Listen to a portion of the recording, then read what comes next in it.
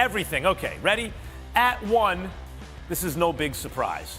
Patrick Mahomes, because so far through his career, he's the greatest player who ever played football through the first 5 years of his career, right? He's about to probably host his 5th consecutive AFC Championship game. He's only started 5 years. Do the math.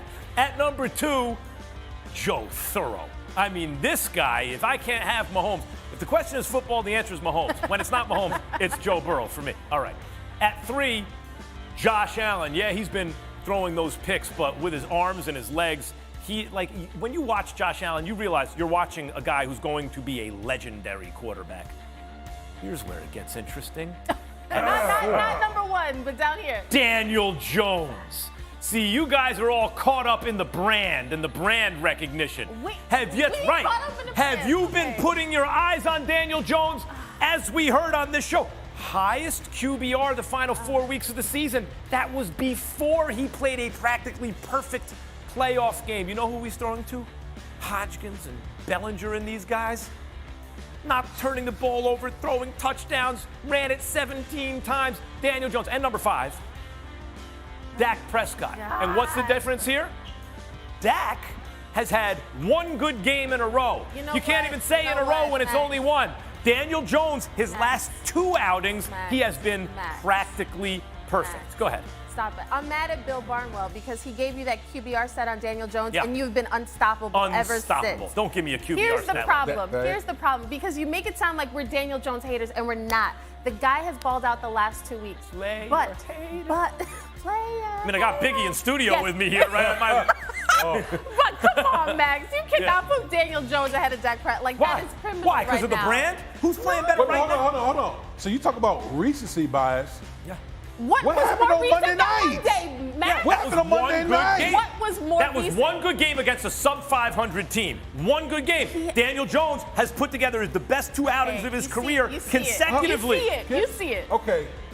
First lady, let me ask you something. Yes, Bishop. Go ahead. Was that Minnesota defense? Was it any good? Yeah. I'm asking you. Was they any good? No. Okay. But you're forgetting something very important. Let's not forget, because I was the Colts against the Giants, Week 18. That they also did. You are forgetting something extremely important. What is that? That fact is inconvenient for my argument. I ignore it. Bill Barnwell, what do you think? Okay.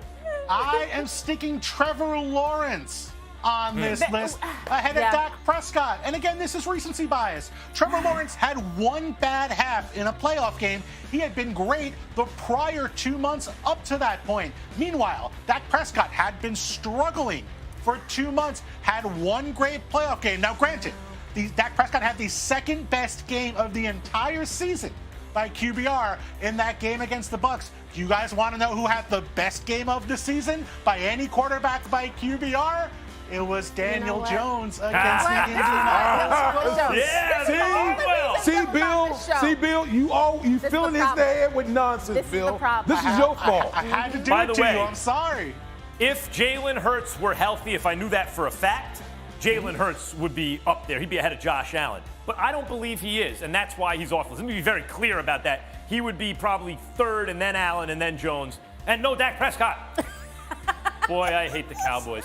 Yesterday, we heard from Aaron Rodgers that he still thinks he can win MVP. Today, Rob, no contest. I mean, they weren't just slated to meet. They met after Bills safety Damar Hamlin suffered a medical emergency on the field. Here's Coach.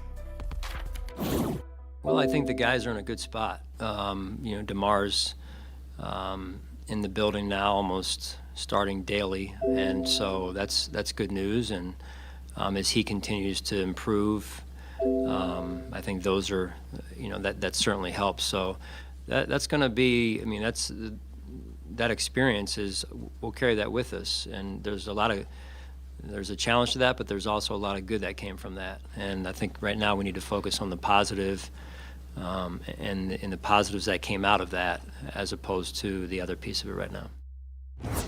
And we are joined now by Bills reporter Elena Getzenberg from the Bills facility. Elena, Josh Allen had 3 turnovers against Miami. He got sacked 7 times. What are the Bills coaches saying about trying to control, for those mistakes on offense, minimize them?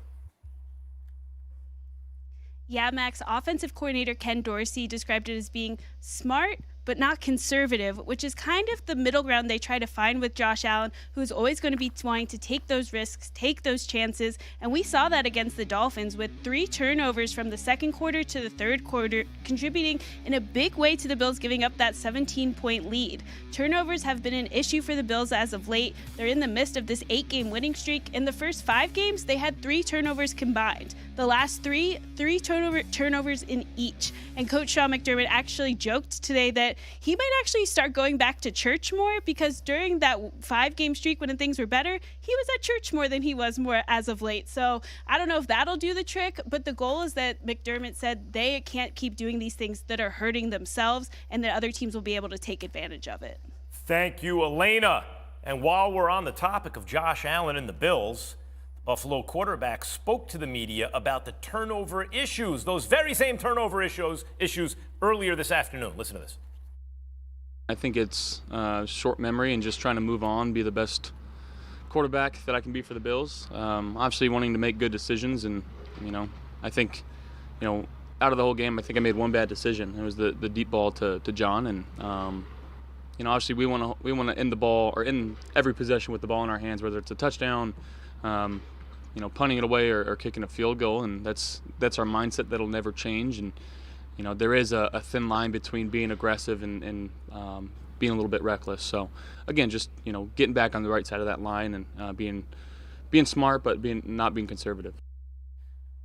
Bill, Josh Allen's turnover issues are a topic of conversation because they're a problem right now. And I can imagine having his level of talent. I believe I could make any throw, of course, right? Well, is that what's going on? What's going on here?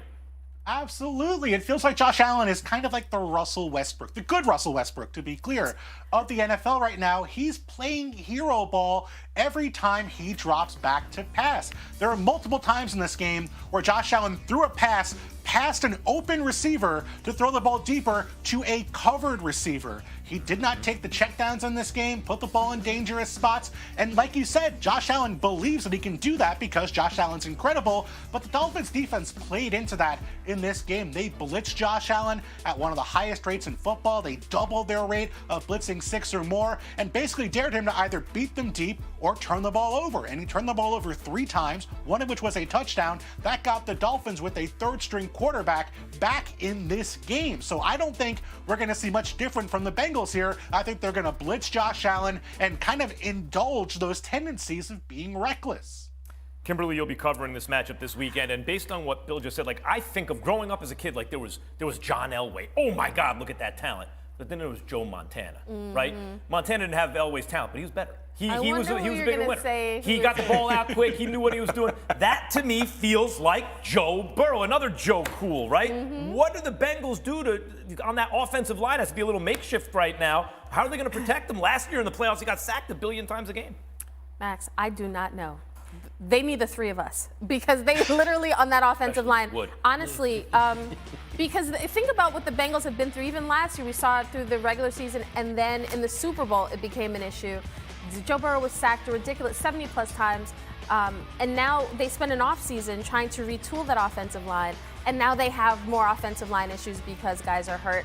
Joe Burrow has said, listen, we trust whoever is out there. That is wonderful. But we're also seeing Joe Burrow get the ball out very quickly, which sort of affects how deep he's able to pass. It's like the opposite of Josh Allen. Joe is like, okay, boom, boom, boom, because I'm not trying to get knocked off my butt. Whereas Josh Allen is like, let me take a second, run around. I've got some time. Let me try to throw it deep. So the Bengals have to protect Joe Burrow, but this is not a problem that he's not accustomed to. He's had to deal with this before. It must be inspirational to play on a team where when the guy gets sacked 5 times and turf is coming out of his head, he just keeps picking himself up and you advance. He did that all last play. It took Aaron Donald, the best ever, one of maybe the greatest play of his career to stop Burrow from winning the Super Bowl with all those sacks. But still, they have to protect the guy. D. Wood, you have offensive line experience in the Super Bowl, more than one of them. How do you do that? It's going to have to be a combination of scheme. Maybe you keep a tight end in. Maybe you have a back start to, chip away at guys. That's the only way that you're really going to do it. And obviously the quick passing game. But, Max, the Bengals aren't made for that. What's the point in having T. Higgins, Jamar Chase, and Tyler Boyd, if you're going to throw 5-yard routes, like they want to push the ball down the field. And so if you want to do that, you're going to have to do things schematically to give your quarterback more time to do that. This is the flip side of not taking Penny Sewell, right? Like, they made the right choice. You take Jamar Chase, obviously, right? Yes. But you can't have everything, and when they passed on the best left tackle available, they're a little bit vulnerable still. Bill, what's the bigger issue then? Josh Allen's turnovers in the Hero Bowl, or the Bengals' offensive line that forces Joe Burrow to do what Kimberly said, just get that thing out quick? Yeah, I think Josh Allen is the bigger concern because we have no reason to think that's going to change. The Bengals are smart. They're schematically clever. They're going to keep doing that stuff, whereas Joe Burrow, to Kimberly's point, can be his own best pass protector. He got the ball out quicker than anybody else in the National Football League in the wild card game. Second highest rate during the regular season. Second quickest rate, I should say, during the regular season. So I know he's going to get the ball out quick. He's a smart guy, a great processor, and he trusts those wide receivers. They can be pass protectors too because he trusts those guys in 50-50 balls. If he gets rushed, he knows, hey, I can throw it up to Jamar, and chances are it's going to be incomplete or he's going to come down with it. And that helps get the ball out quicker because that guy might have a shot at the football. I think I agree with you, but we were saying the same thing about Brady against that Cowboys pass rush. Oh, Brady gets rid of it quick. It didn't work out that way. That's one. And two is Josh Allen can control what we're talking about. He can. Maybe he won't, but he can.